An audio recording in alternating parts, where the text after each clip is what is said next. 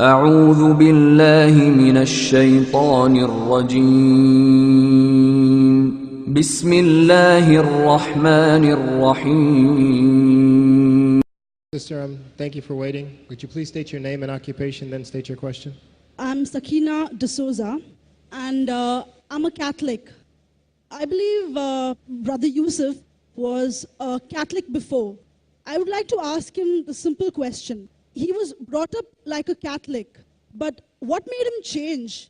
Doesn't he believe that the Messiah is true, or did he ever feel that the Catholic religion, has not brought up any Messiah and the Bible is false? I would like to just know what that means, because he said he was a Catholic before and now he has become a Muslim. What made you change? What was that storyline before? Doesn't he believe that there is a Messiah, or the Messiah had come, saved us, died on the cross? Thank you very much for a good question. I hate to disappoint you, but I wasn't a Catholic. But I was with a Catholic priest the night that he accepted Islam. And I asked him these questions you asked me. Because after all, I was still a Christian, a preacher in Christianity, and I wanted to know why my best friend, a Catholic priest, had converted. That's a pretty weird thing. A Catholic priest is not like a regular preacher in the Protestant religion. A Catholic priest has given up everything. He's given up his life to be a Catholic priest. When he enters into this realm, he's basically given away everything. He can't have a wife, he can't have children, obviously no grandchildren. He has no home, he just lives in a rectory or wherever they give him a place to stay. And he's sent wherever they tell him to go, do whatever he's told to do, and that's it. And he cannot disobey the Pope, otherwise they can kick him out of the religion, and if they do, he's excommunicated and he goes to hell forever.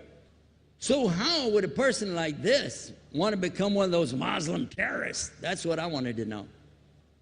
He explained in a very few beautiful words something that I came to learn for myself.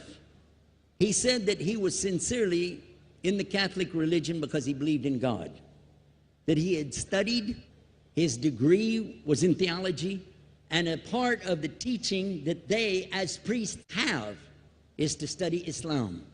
Every priest is forced to study Islam. Now you may not know that, but you can ask your priest and he'll confirm it. And when you study Islam, even when Islam is taught to you by somebody who hates Islam, as long as they don't corrupt it too far, you can still see the truth in Islam. A classical example happened to me just recently when I was in Saudi Arabia. A friend of mine, very old copy of one of the first Qurans ever translated to English by George Sale. George Sale hated Islam, he hated the Muslims, but when he translated the Quran to English, he was true to the text of the words. Although maybe not getting all the meaning, he certainly was true to the text of the words. I was shocked when I read it. Have you seen it? You know what I'm talking about? Amazing. And listen to this. George Bernard Shaw, for instance, is one of many, a long list of people who read this and realized the truth of Islam. When people see the truth of Islam, it can change them if they want to be guided. If they want the truth, it can change them. You might think, I'm a Catholic, I'll never be anything but a Catholic. But I'm going to ask you a question, and I want you to be honest. This is not for you to, start a debate, but just be honest. Was Jesus a Catholic?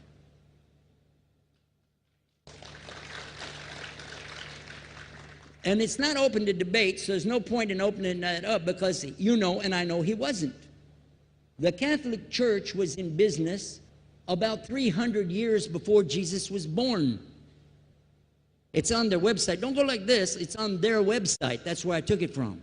The Catholic Church was really started in Rome by Alexander the Great. Do you know what the word Catholic means? It means universal. It was the universal church for the Roman Empire. If you didn't join it, you could not be a Roman citizen. And it was opposed to the teachings of Judaism and opposed to the teachings of the early Christians for more than 200 and some years. And they were diametrically opposed to each other to the extent that it was the Romans killing the early Christians. Now, if you understand that and you go to their website and read, they didn't even take over Christianity until the year 325 AD. And when they did, they changed a lot of things, again, referring to their own website. But if you want to check it in Britannica or Americana or grow your encyclopedias, go ahead and read about the Catholic Church. When, in August of 325 AD, at the Nicaea Council, they took over, first thing they said was, let's change the date of the birth of Jesus to be the same date as that of Mithras, which was the god, one of the gods worshipped there, and also the sun god's birthday was the same day, December the 25th, believing it to be the shortest day of the year. And Constantine was a sun worshiper of Sol Invictus. Go to the website, read it for yourself. There are a lot of points, but not the least of which, even today, if you go in any Catholic church, and I have, you'll see so many portraits and statues and idols and images throughout the whole place that for the one who's never experienced that, for a Muslim who knows about these images, he'll be like, whoa, a'udhu billah. Whoa, what's this? The first time I walked in a Catholic church, I was about 10 years old. I was shocked. I was shocked at the idols and statues everywhere, because in the Protestant religion, we were brought up to believe that the second commandment was just as important as the first commandment. The first commandment in the Bible, in Exodus, is the same as the first commandment in the book of Deuteronomy. It says, I am the Lord your God that brought you out of the land of Egypt in the house of bondage. You know no other God beside me. Beside me there's no other gods. Thou shalt not have any other gods beside me. How many in this room agree with that commandment? Raise your hand. You notice the Muslims are raising their hand because it means Ashhadu la ilaha illallah. That's the first commandment for us as well. The second commandment you have clearly says, thou shalt not make any idol, any graven image of anything that creeps upon the earth, swims in the sea beneath, or flies in the air above. And I was sitting in a church one time, sitting there in the morning service, watching, the preacher talk, and, they go on and on and on, and sometimes you lose your train of thought. I was looking. Whoa! On the front of the podium, there was a fish. A fish. For the symbol, make you fishers of men. It had a fish. I said, whoa. Then I looked up above his head at the big stained glass window, and it had a dove, and he had the olive branch in his mouth. The dove is flying, the bird, I said, whoa. And then I look over here, and there's a cross with a man hanging on it. I said, wow, they didn't miss a single one. They got them all. Something walking on the earth, something swimming in the sea beneath, something flying in the air above. So look at these two things. Clearly, the first two of the 10 commandments, bang, bang, boom. Because if you said God is more than one, where did you get it from? When Jesus is talking to his own companions and they ask him, what's the greatest commandment? Mark 12:29. Clear.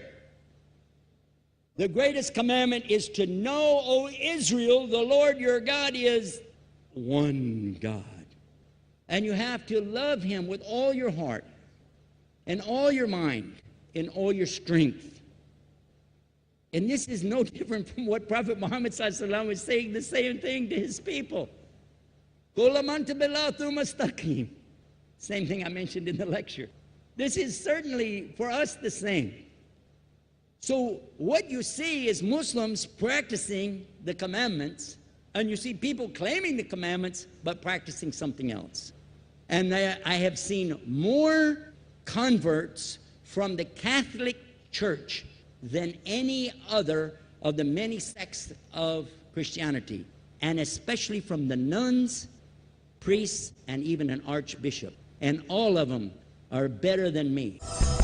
Those guys and women that I see do this, they still sacrifice their whole life to get the true message of Islam, not only to you, but to Muslims as well, because we all need to know about it. But thanks for a great question.